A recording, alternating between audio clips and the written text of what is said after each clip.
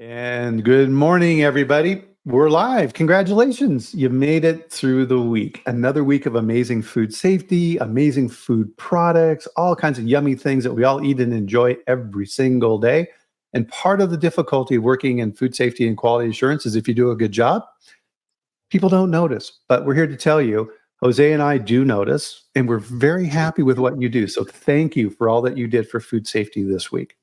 If you're new to the chat, pull up a chair. My name is Bryan Armentrout with the Food Leadership Group, and every Friday at 8 a.m. Mountain Time, 10 a.m. Eastern, we sit down for an hour and we talk about all things food safety. And what's fun about this is I get to bring an expert on and talk about all these different subjects. And what you'll notice if you're new to the chat, not a lecture. This is meant to be interactive, and we are here to help you and answer your questions on the different topics that we have every week. And so one of the things that we love to do here on the chat to get things started off is list out where in the world you are at. And I'm in Loveland, Colorado, where fall is in full swing, Jose. We've had an unusually warm fall. It's been, I think yesterday it was in the low 80s. Today it's cooled down a little bit, but it's been absolutely beautiful. The leaves, it's been a pretty gradual change on the trees. So our maple trees that we have in our yard are very pretty yellow and reds. It's just very, very nice. So we were a little worried about you, with the hurricane going through down there in the Miami area, but I think everything turned out okay for you, right? Thanks God. Yes. Good. It went up.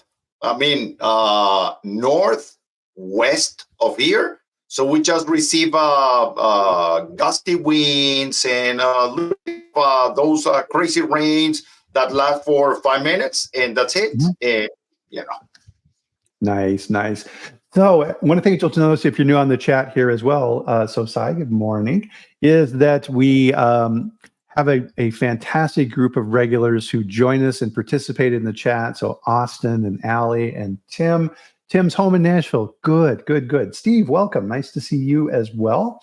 So everybody continue piling in here and let us know where you're at in the world.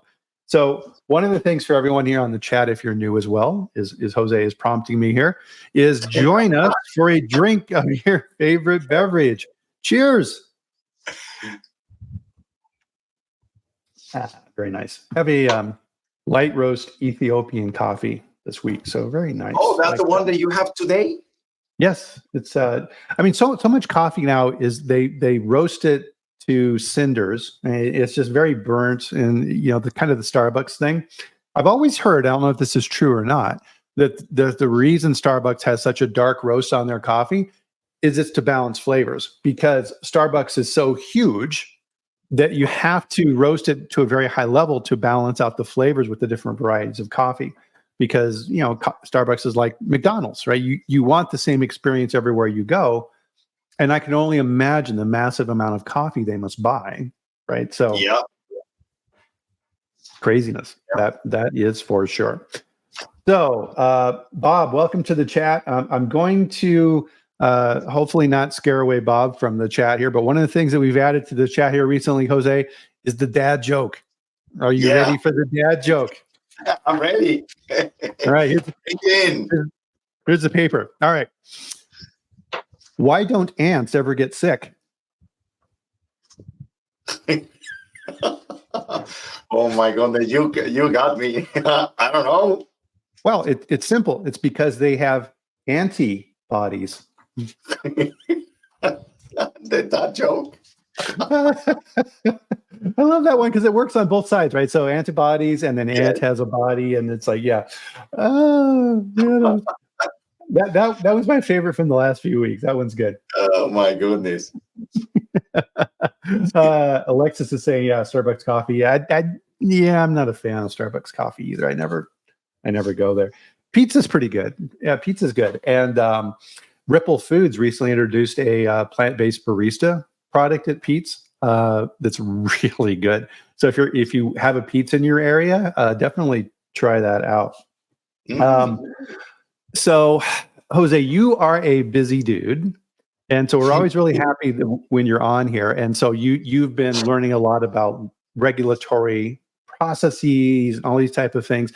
And you and I were chatting here recently. One of the things that you've really been doing a deep dive into is risk and risk assessment, and how that overlays with hazard analysis, which I find absolutely fascinating because it's one of those things, isn't it, where we talk about, oh, well, you need to have a risk-based hazard analysis. But we understand the hazard side of it, but from our conversation, the risk is kind of fuzzy, isn't it? It is. Yeah. So, Brian, I mean, finally, I'm almost done. I'm doing a master's degree in risk management. And the reason why I signed up for that is because in my mind, I believe that, I mean, we just say, oh, yeah, we have a hazard analysis. Well, what that means? Are you doing that correctly? Do you have the right approach? Are you finding the right hazards? I was having a conversation in LinkedIn with, another very intelligent person. I really believe she's very good. And she was saying, risk matrices are not good for me. And when I read that, I say, oh my goodness, okay. Risk matrices pre-made, like the ones that we can access online, yeah, they're not good. And I replied to her saying, well, if we do this properly and we go and use the ISO 31010 and we select one of the techniques there and we understand what is the goal of the techniques and understand limitations and understand, the pros, well, should not be that difficult to develop an effective risk matrix. But yeah, it's not. But what we have right now is not that. No. I mean, ask anyone. I'm teaching classes all the time. Guys, how do you define severity? How do you define likelihood, probability? How do you do that? Which are the sources that you find, and tell me how consistent are you in the way that you select severity and likelihood to determine risk? Mm-hmm. And people don't know the answer. And we have been using HACCP for what, Brian? 70 years? I don't know, 80 years, 60 or something like that? Right. Well, I mean, that's a good point because, I mean, when the whole risk analysis and HACCP started off, right, the stories we all know around NASA is it was easy for them to understand the severity, right? Okay, astronaut get sick in space, they're dead, right? The severities way up high, right? And that was very easy to define. But once you get away from that high level, then it starts getting very vague. And so that's kind of what we're going to be talking about here today. And Duncan is already kind of jumping in here with points where we're going to be getting to, because Duncan's a smart dude and he knows where we're going with it. So, yep, Duncan, we'll get to your topic here around how do you engage that risk with your program. But before we dive into all of this type of stuff here, Jose, one of the things that you have absolutely drilled into my brain, and it lives there permanently now, is definitions, right? Is how do we define risk? And so you've mentioned ISO a little bit. So what is your definition of risk? Okay, so now look at this, Brian. The classes that I took they were just amazing. And I'm going to cite the official definition of the word risk from ISO. Mm-hmm. And I'm going to use the ISO 9000. And I'm going to read it because I have that here. Is the effect of uncertainty. Some people use that definition and they add is the effect of uncertainty in the objectives of the company. And which are the objectives of any company manufacturing food? The prevention of adulteration and misbranding. Mm-hmm. Okay, so it's not just hazards. If any product in the United States and around the world contains a little piece of hair, the product is adulterated. Correct. It's not going to kill anyone, but the product is adulterated by definition because it's not in compliance with its own specification, number one. And number two, because hair is not food. Right. Okay. So when we say the effect, that's the effect. Okay. And then uncertainty is the level of our ability to identify those events that will cause whatever we're searching for, whatever we're trying to analyze risk, which in this case is food safety only. We're not looking into analyze the concerns for inclusion of hair, inclusion of food grade grease or food grade oil, because those things are not going to cause illness or injury, even though that the product is adulterated by definition. Okay? So to my point, Bryan, there are two fundamental ways that we assess risk, that we determine risk, that probability portion.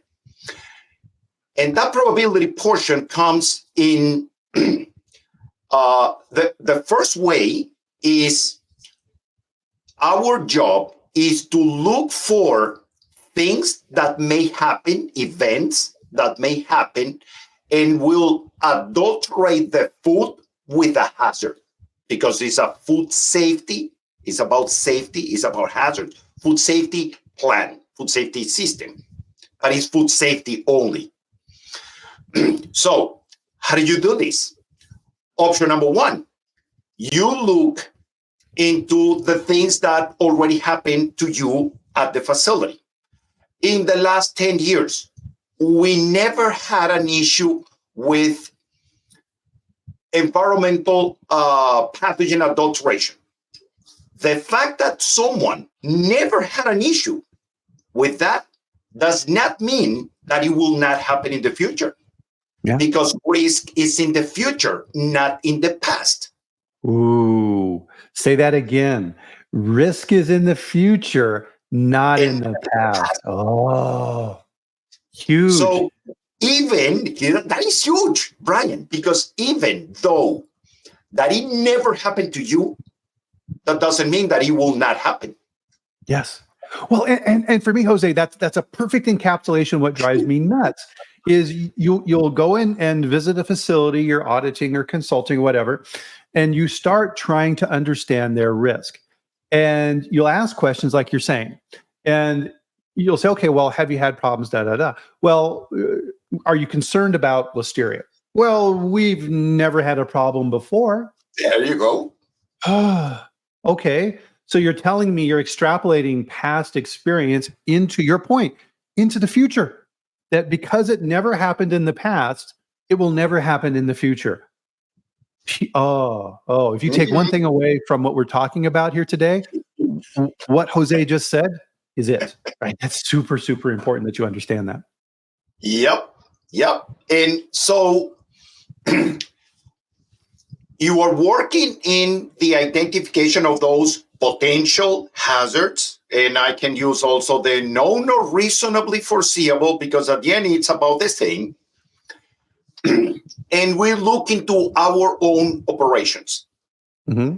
And people, if they never identified anything, they don't put it in their hazard analysis. They do not understand that the risk is in the future. So if the risk is in the future, you just need to look outside and see any other company making the same products or similar product to ours. Is there evidence that you're having issues because of environmental hazards? And when you see that, it doesn't matter that it's never happened to you. You need to look into that experience. And because risk is in the future, you're supposed to put that in your hazard analysis. Yeah. So here's a good example of that for me. And I harp about this all the time on my locals group is I see recalls, Jose, almost every other week for enoki mushrooms. And I'm just like, it's like listeria, enoki mushrooms. And someone had pointed out, I was talking about this on the chat recently, and somebody said, well, it looks like all of these are foreign based. So I wonder if it's something, with these foreign manufacturers that are making enoki mushrooms. I'm like, maybe. But this week, what did I see? An enoki mushroom recall for listeria from a domestic manufacturer. So it's not, right?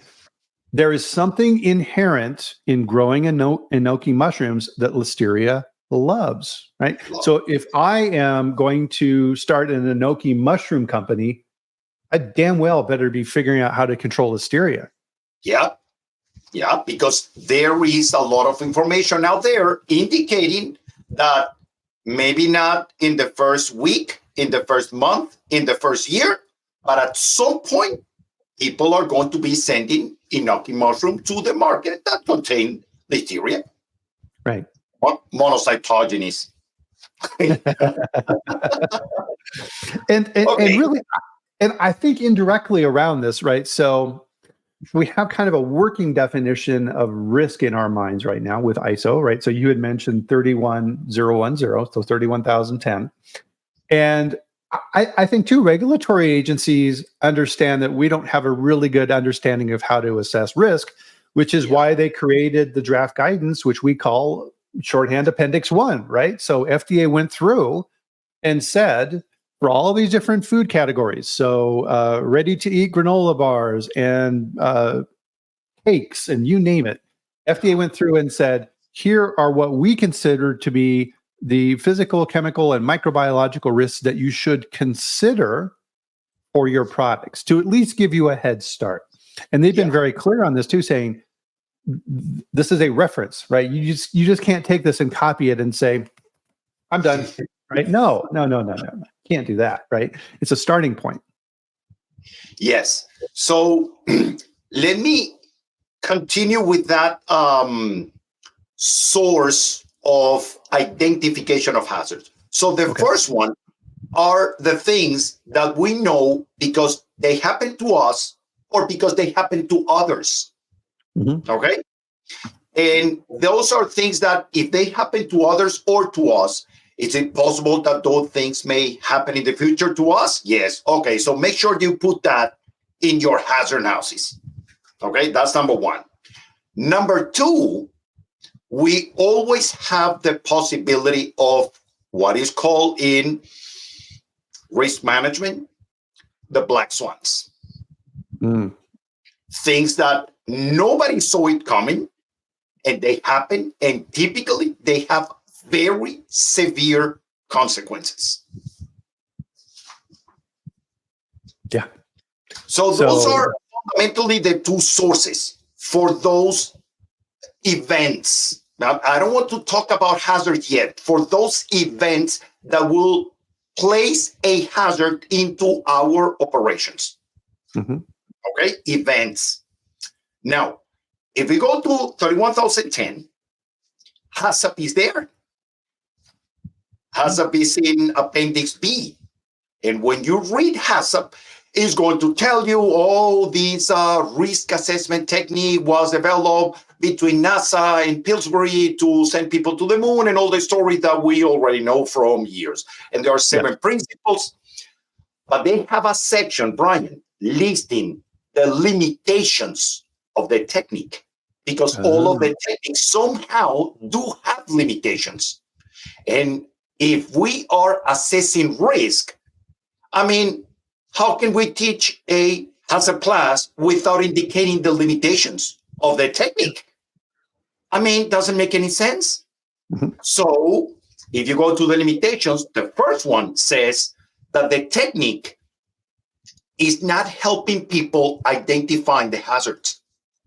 And go to your comment, that's a reason why FDA most likely knew about this, and I'm just guessing, and they say, you know what? We better identify the hazards in our guidance document for preventive controls, which is pretty much mimicking what happened with the seafood HACCP, which all of the hazards of the species, vertebrate or not, and hazard from the process were identified by the FDA since, to 96, 97, 95, something like that.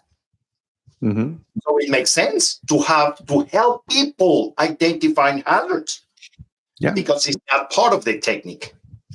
That's a good point. And so from our experience as auditors and consultants, when you start going into a food plant and you start looking at their food safety plan, and I'm sure you've had this experience a lot, Jose, is you get to the hazard analysis and, you look at the chart. We're all very familiar with the chart and it has severity, rating, high, medium, low, likelihood, high, medium, low, and then it gives it a score. And then people look at that.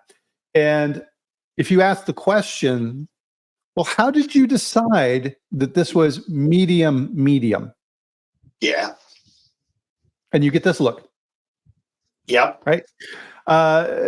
Because they're doing this. Yeah, I mean, it seems about a medium. Right? And that's one of the things I see in food safety plans a lot is you'll say, okay, show me the documentation and the research justification you did to come to that conclusion. Because actually, Bryan, what you are describing is exactly the next limitation. That we are supposed to write down and I'm going to say a table describing, okay, these are the rankings. So 1, 2, 3, 4, 5, or 1, 2, 3, or 1, 2, 3, 4, 5, 7, which was the comment that I received in LinkedIn from this very wonderful lady, a very intelligent one. And she said, well, Jose, but the 3 by 3 or 5 by 5 or 3, I don't care. How do you create that matrix? That is 100% up to you.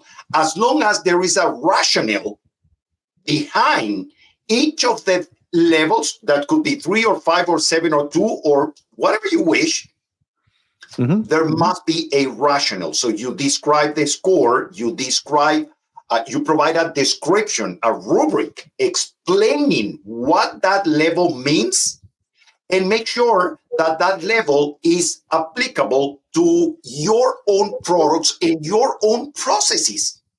Yeah. Because after going through the master, Bryan, I'm not surprised if at some point the matrix for manufacturing fish fillet is going to be different from the matrix of Oreo cookies or the matrix for, I don't know, ready-to-eat cookie dough or something like that. I won't be surprised. But defining the levels of severity and the levels of probability is critical and is not part of HACCP.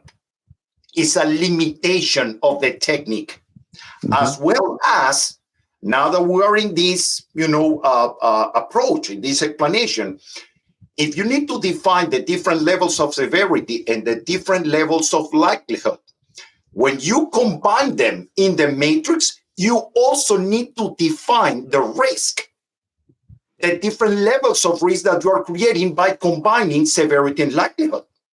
And once you define also the risk, you need to determine what kind of controls you are going to associate with each of the risk that the combination of severity and likelihood represent. But we don't have that in HACCP. It has never been part of the class. Interesting. We have some really good comments going here. So there's some suggestions for using tools. So SWOT, right? Great tool. I'm not sure what the other one is. Pestle, P-E-S-T-E-L. What is that, Jose? Not sure. So you want to look at it. Is it so? In business analysis, it's a framework of external macro environmental factors used in strategic management and research. Wow. Maybe it's an educated way to exactly identify what's going on. Yeah, and this is what's so cool about the chat, right? Is we get so many smart people who join us for this with their great ideas. So, so Duncan is saying here, if we went a level further and showed the research and considerations, you'd then also be in a position of saying, and why did you think that was comprehensive and appropriate? And what makes you think you're interpreting the data correctly? Oh, yes. Spot on, Duncan. Thank you. Yep. So this may be a little bit too comprehensive, but Larry's asking a question here is, can you show an example of a HACCP risk analysis? That's a lot. I mean, that's kind of what we're talking about overall, but. Yes, I mean, it will take most likely a class or a webinar, and maybe in 1 hour, most likely we're not going to be able, Larry, to go through these. But I mean, the purpose of this conversation is to just have an understanding of what is HACCP and what we're missing. Yes. In the implementation of that technique. Yep. It's like that saying, right? Sometimes you have to be aware that the dog is not barking, right? So what are you missing if you don't hear the dog barking?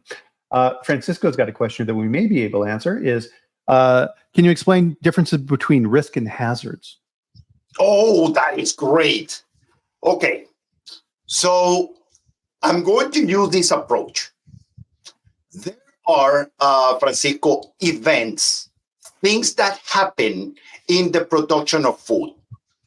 Some of those things carry hazards with them. And those hazards are the one that will cause illness or injury. That's a definition of hazard. Okay. Mm-hmm. So our job as risk analysts is to determine the severity and the likelihood of that hazard that we identified in order to understand what is the risk. So the risk fundamentally is the assessment of the severity and likelihood of the hazard. Mm-hmm. Does that make sense, Francisco? Let us know. And so kind of the way I think about this too is car insurance, for example, is mm-hmm. when you buy insurance, you're essentially betting that something's going to happen. And you're saying, okay, I will pay this amount of money on a monthly basis to protect me about this thing that I think may happen. So when you purchase insurance, you're making a personal risk analysis, but yes. The insurance company is making a very sophisticated risk analysis, right? Oh. So when an insurance company asks you questions for your car insurance, they're performing a risk analysis on you. And they have this massive database of information relative to risk. So they'll ask you, oh, okay, Mr. Armentrout, how old are you? Well, I'm in my 50s. Okay, good. You're an experienced driver. Do you have any tickets? Nope, no, I don't have any tickets. Okay, do you have any accidents? Nope. What type of car do you drive? Where do you live? Do you have any teenage crazy drivers in the house, right? All these type of things. And they plug all this stuff in and they say, okay, based upon our analysis of the risk of insuring you, here's your premium. Yep, exactly right. Yep. And if you want to see how successful they are go and look at some of the buildings that insurance companies own. The most advanced risk analysis in all of the different type of companies in the world are insurance companies and banks. Yes. Yes. And that was part of a lot of the topics that I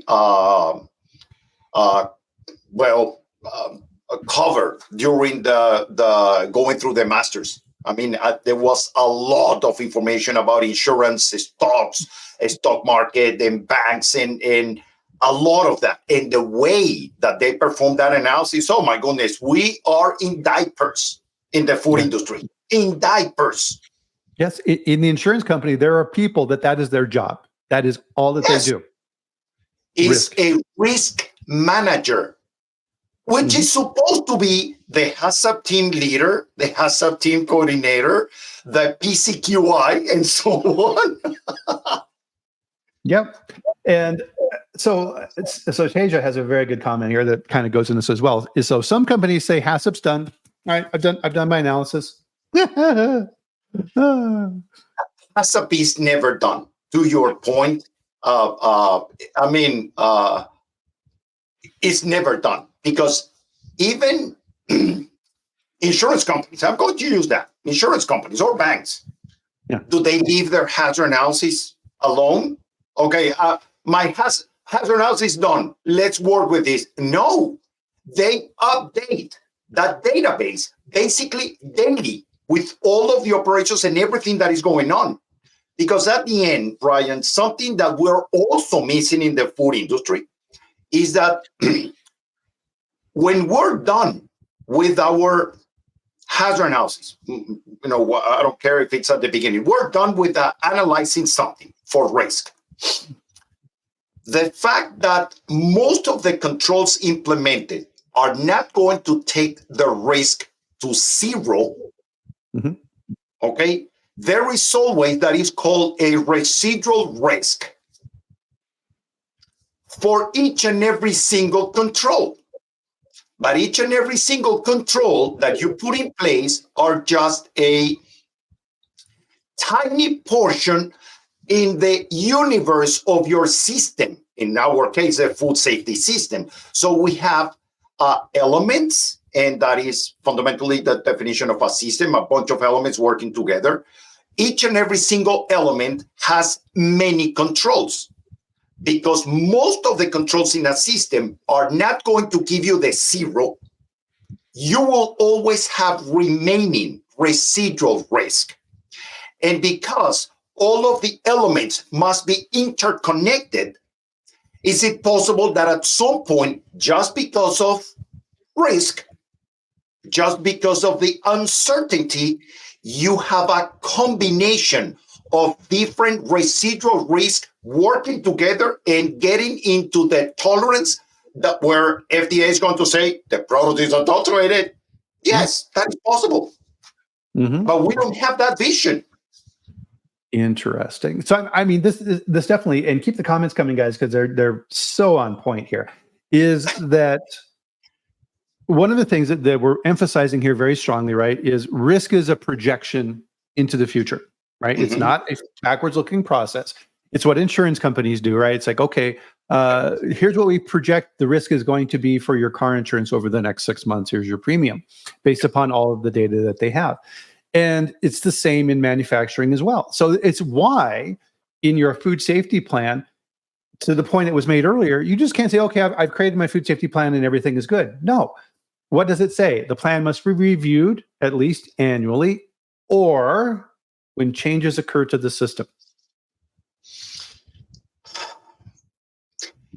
I mean, even Bryan, I mean, there is nothing I can tell you, because even the frequencies that are defined for the reassessment of the HACCP or the reassessment of the food safety plan, even those frequencies, I mean, really, every 3 years or whenever deviations happen, why not taking a proactive approach and say, we are going to be reviewing the effectiveness of our controls to take care of the hazards on a daily basis and use the data to continuously improve the way that we control those hazards. Why we're not doing this if everybody is doing this when they implement their own risk assessments?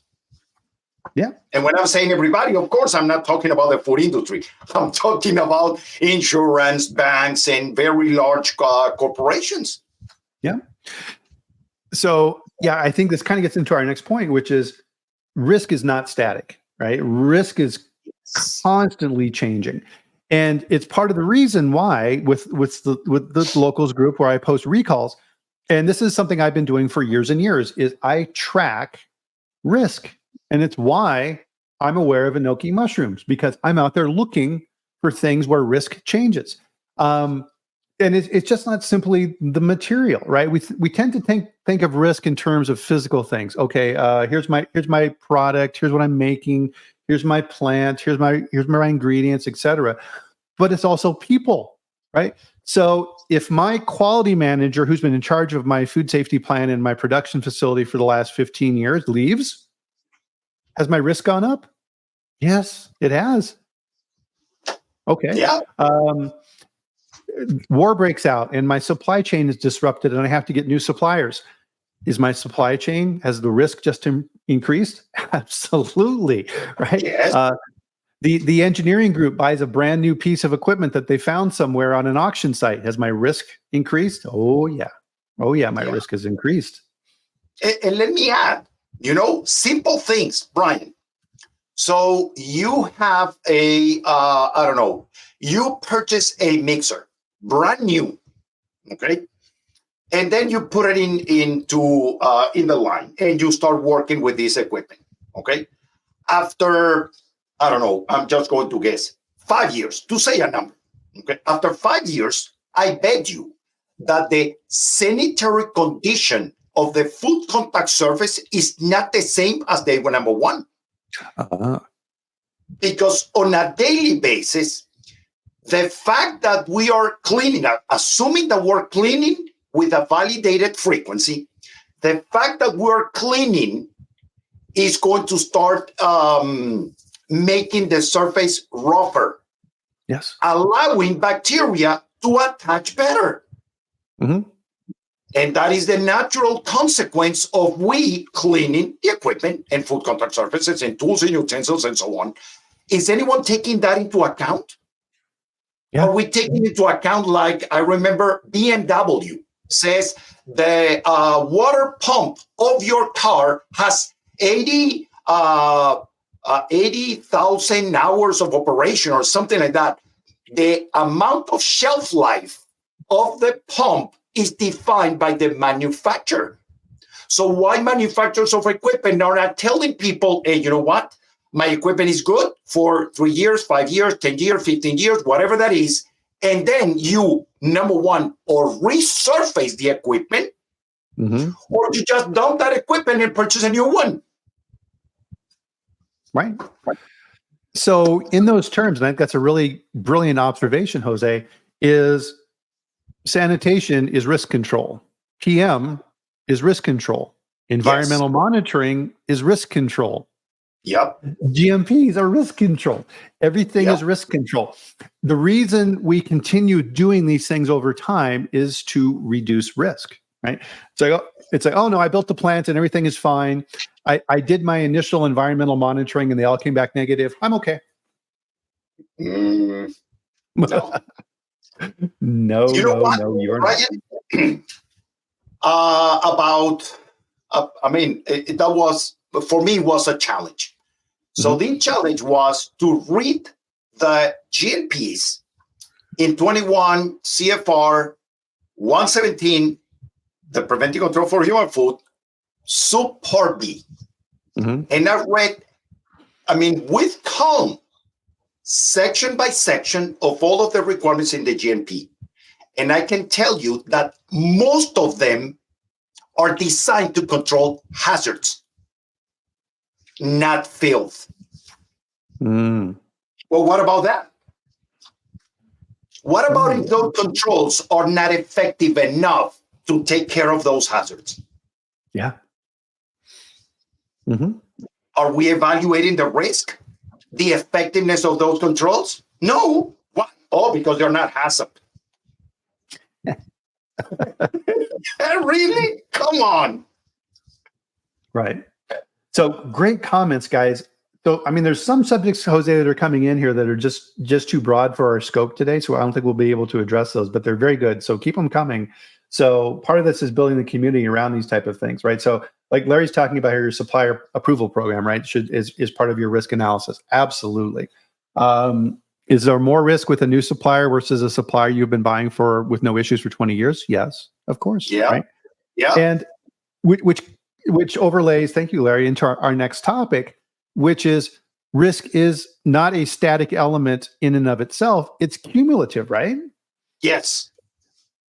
So you have your supplier risk, plus your product risk, plus your personnel risk, and even seasonal risk, right? We know, for example, that pest activity goes up when the weather turns cold in the fall, right? Your risk has increased for an event in those areas. Risk is constantly changing, and these things are additive. They are not independent static elements, and you need to look at them as a group. And what I'm going to say, Bryan, could be crazy. Could be. But I'm going to the extreme now. It is extremely likely that for each element of the system, you need a risk matrix. So the way that you rate the presence or absence of pest determines certain severity. You need a risk matrix for pest control. Oh, like Duncan was saying, preventive maintenance. Preventive maintenance. You're going to have a different risk assessment, because the same way that we may allow the inclusion of sweat from the mechanics, which is not going to cause illness or injury most likely, we also may have the inclusion of metal. Now, in the case that we have sweat, is the product adulterated? Yes. Is that a hazard? No. If maintenance is not properly performed and there is a 0.001 millimeter piece of a stainless steel 316, which is a material that is 100% approved to be used in contact with food, what is the risk of that? Nobody's going to get harmed. There is no hazard there. Is the product adulterated? Yes, it is. because metal is not food. Right. And I don't care about the size, and I don't care about the shape, and I don't care about the material. The product is by default adulterated legally. Right. So our assessment of the severity should be taking into consideration not only the consequence, the bad consequence of a hazard, should also take into consideration the fact that certain things will make the products adulterated. And they're not hazards. So Duncan has an interesting comment here. Fallacy. You might switch. Let me put this up here. You might switch to a new supplier who's coincidentally lower risk. It's only your perceived risk that's guaranteed to move upwards, right? I mean, so part of this is gathering your data. Because really around this, and this is something that we talk about here on the chat quite a bit, I think this is a good point to mention this, is the documentation is fine and it's needed. But the most important part, and we know this as auditors and consultants, is tell me why. Okay, here's what we've identified. Yeah. Why? Why did you identify that? Right? Yeah. You need to be able to, and the shorthand terminology I use for this is tell your story. Why did I decide that this was a risk? Or also, just as important, why did I decide this is not a risk? Right? Yep. Appendix 1 is meant as guidance, right? And the FDA is very clear on that. This is a starting point of things that you should consider. It doesn't mean it's mandatory. And if any FDA investigator or auditor or anybody tells you that it is, they're wrong. They are wrong.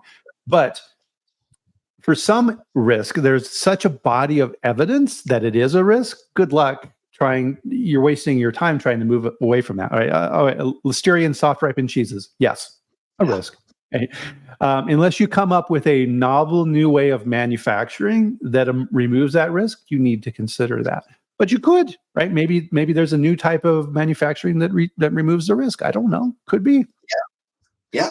So following up on the approved suppliers, another example. Okay. So I'm going to analyze the risk of a supplier that because they are grinding flour, there is a potential for metal inclusion. Okay, fine. Let's say that we receive flour and the flour contains a bunch of 0.01 millimeter of metal. Okay. Is that a hazard? No. You're going to eat that and nobody's going to realize that you eat it. Is that a hazard? Is the product adulterated? Yes, it is. Why is it adulterated? Because metal do not fit into the definition of food in the law. Right. Okay? That's a reason why it's adulterated. Okay? But it's not a hazard. So, if you go to the law, and the law says that it is prohibited to ship a product that is adulterated, and if flour contains 0.01 millimeter of metal, it's not food. Is that product adulterated, that flour adulterated? Yes, it is. Can the supplier, can the mill ship the product? No. If they ship the product, they are committed a crime. If the facility that is receiving the flour accepts a product saying, well, you know what? The pieces are too small and they're not hazards. So now nobody's going to get, harm or ill or something like that because I'm going to call the guy and say, hey, you need to be just careful. You're committing another crime because receiving product that is adulterated is prohibited. So the problem that we have right now, after, all of these things, crazy things that I've been doing lately, is that we are limiting our vision of this risk assessment to only hazards. And we are not looking at the entire picture that we have in front of us, which is the adulteration and the misbranding. Right. Well, and everything that we're talking about here that is related to our production facility, right? So I'm a quality manager in a plant and I'm responsible for all these things we're talking about, also applies to your suppliers. there's another quality manager who is going through that same process at the supplier, and they should be looking at risk the same way you do. Are they? Right. I think that's why FDA, when they put together FSMA, elevated supplier control to the level of preventive control, because they realized just how important that is for controlling risk. And even at that point, Bryan, and I mean, this is something that I realized when I took the class for lawyers, for food lawyers. Mm-hmm. If you look at how FSMA, the actual Food Safety Modernization Act law was written, and you go to the section of the definitions, you do have the definition of a critical limit. The only way that you define critical limit in the law is because HACCP is acceptable. But when we are teaching the class, you only can have now process preventive controls. Why deviating from someone that was already in place for 50, 60 years? Why not saying your HACCP plans, they're fine, they're good, you can keep them, make sure that you're updated constantly, but we have other sources of significant hazards that we need to control. Mm-hmm. And then call those other things preventive controls, because that is exactly the way that is written in the law. Yeah. So this just came to my mind as well, too. So we all know the phrase reasonably likely to occur. Yes. What is another word for that? Risk. Yes. Yes. And hold on, Bryan. Reasonably likely to occur in the future. Touche.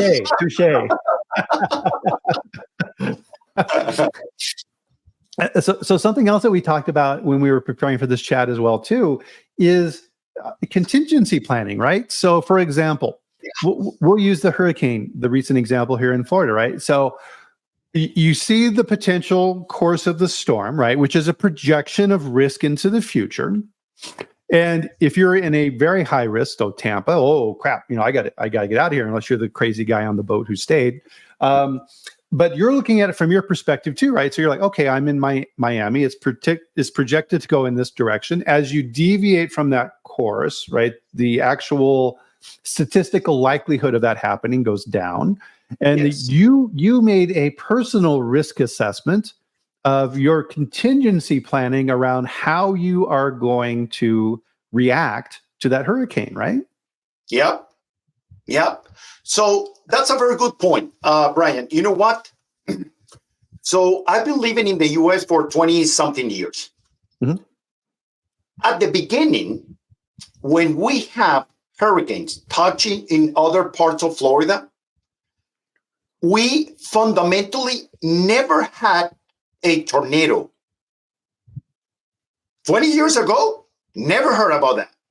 Okay. Maybe they happen. I'm not saying that they never happen. Maybe they happen, but we were not aware of this. So when Milton came in, same thing, very far from us and whatever.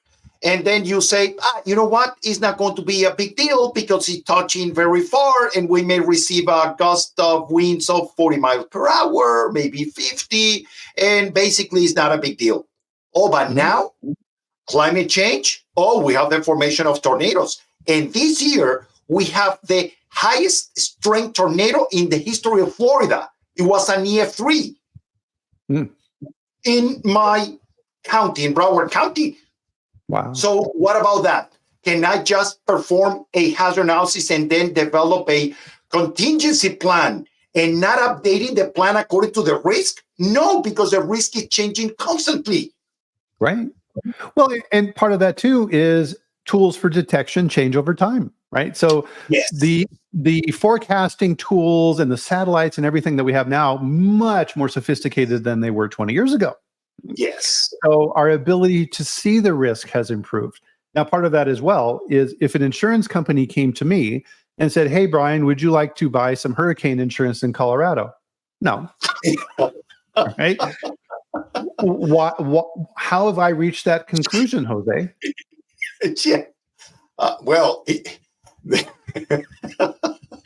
there is evidence, Brian, that, I mean, that person has no clue about what risk is. Yeah. Because it's not an event that may happen to you. Right. In the future. In the future. Right. So no, I'm going to say, I don't know, because of climate change, sometime you may get a hurricane over there in the future. Well, and now we're back to our shorthand methodology for this: severity and likelihood. Yes. The likelihood of a hurricane happening in Colorado, 1 in a million years. Right. Oh, okay. Yes. It's still there, and the severity would be huge. Right. Odds are that if it hits my house, it's gone. Right. But I'm willing to take that risk over time. I mean, it's about us, and I'm going to use the name that I believe is the right name, is the risk assessor. It's not anymore HACCP trained person. It's not about PCQI. No, it's a risk assessor. It's the person that is fully understanding the events, the consequences of those events, which could be hazards or could be adulteration with things that may not or will not cause illness or injury.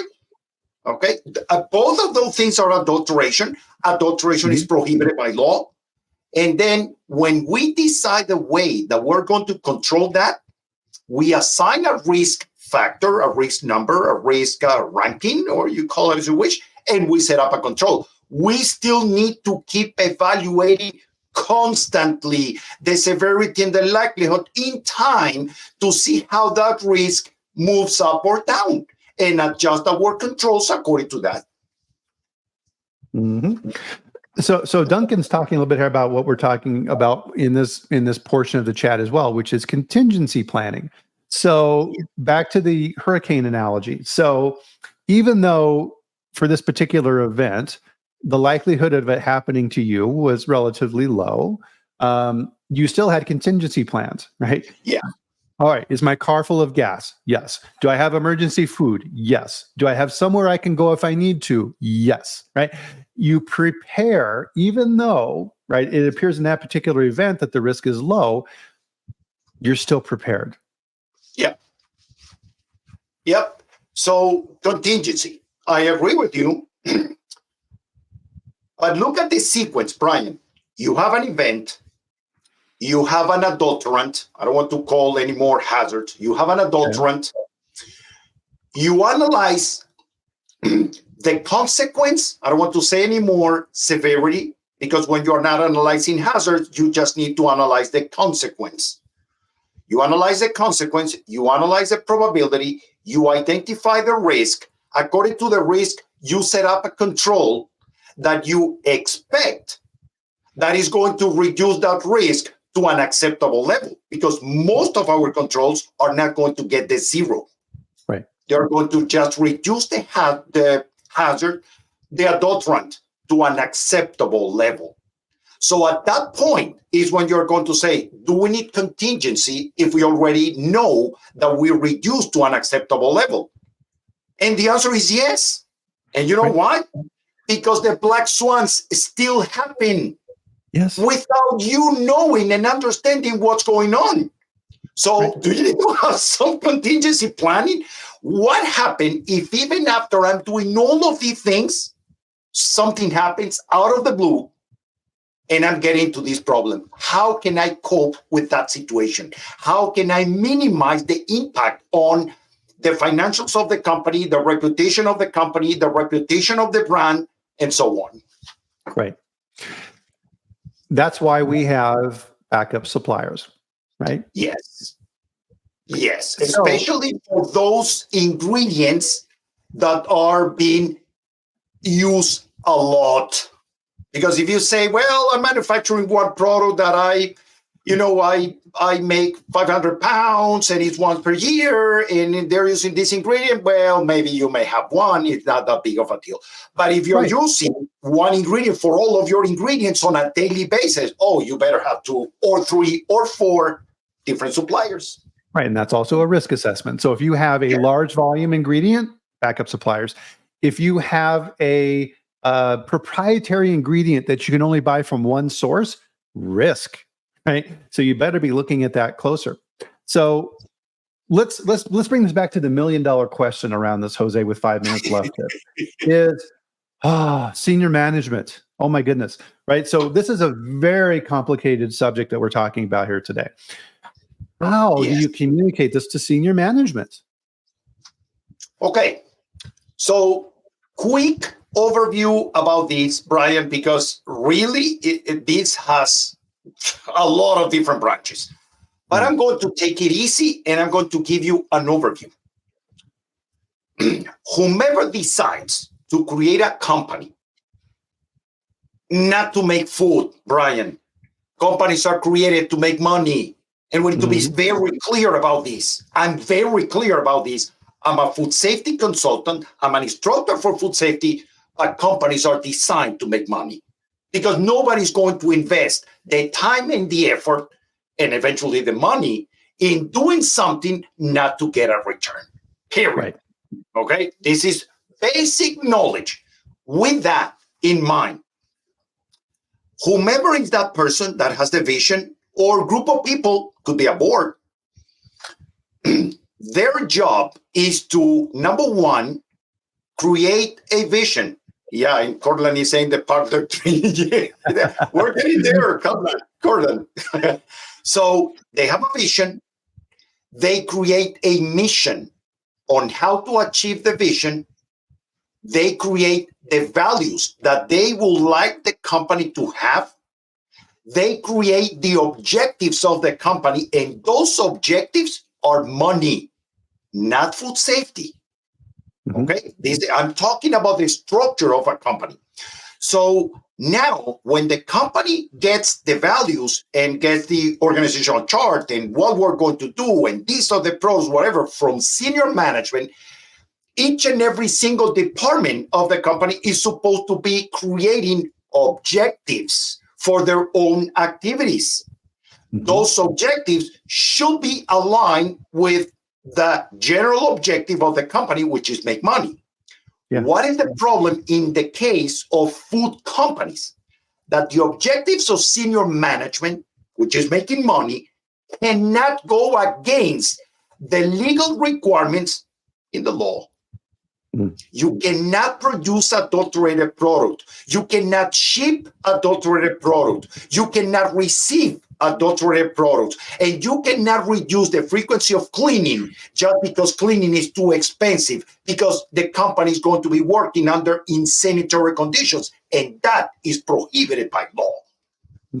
So unless senior management has a very clear understanding of the legal requirements, they cannot perform. The company is going like, one of those chickens that you cut the head and they start running. Well, that's exactly what is going on in the food business. Right. Well, and it gets back to the beginning of our conversation and the phrase that I hate, which is we never had a problem before. And so hopefully now you have an understanding of why that phrase is so important. And if you get that response from senior management, your risk in that company has just gone up. Yes. Yep. So good comments here, guys. Wow. And so part of this, right, and we'll kind of bring our chat here to a close today. And so part of this and the challenge for this, and I'll apologize to everybody on our chat here today, is very limited amount of time to cover a very big topic. And so part of this is starting the conversation, and we got so many smart people in our chat here today who are asking very detailed and deep questions that we just don't have time to address, which is why, guys, we have the email addresses on here, right? Is obviously Jose is leading the pack on this and getting a ton of information and taking us in the direction, because that's one of the things in food safety and in what we do. We're leading the vision in the company, and it doesn't do you any good to compile this information and then just keep it to yourself. You have to be able to communicate this, which is why we ended the chat with today of how do you communicate this to senior management. You need to make sure that they understand this, because part of this too, Jose, is a lot of times one of the flaws in senior management at food companies, right, is back to your point, their objective is to make money. So they bring in people who make money. That does not mean that they know food. There you go.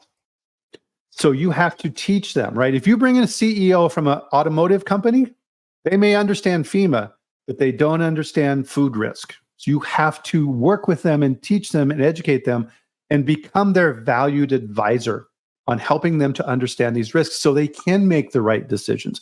Because risk cannot be evaluated without knowledge, right? Yes. It's impossible, right? So you have to teach. Bryan, the risk assessors in banks and insurance company, they talk to the board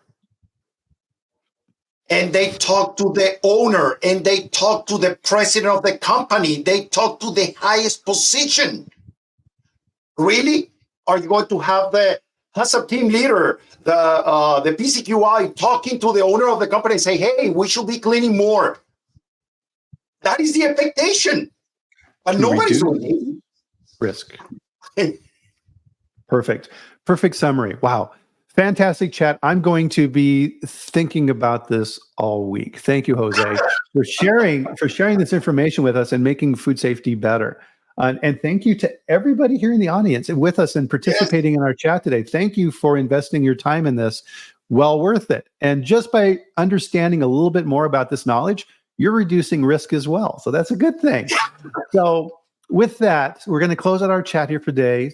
So ponder this information, but also have a good weekend. Enjoy yourself and revel in your knowledge and your expertise and how you're helping to make everyone safer and reducing risk. So we will join everybody for the next food safety chat on Friday next week at the same time, of course, at 8 a.m. Mountain Time, 10 a.m. Eastern on X and YouTube. And well, no, we're not doing X right now, just YouTube and LinkedIn where we live stream and answer your questions. And we'll see you back there then. So thank you. Gosh, Jose, fantastic. Really appreciate it. I love it when I have you on. And thank you, everybody. Have a great one, and we'll talk soon. Bye. Okay. Bye, guys.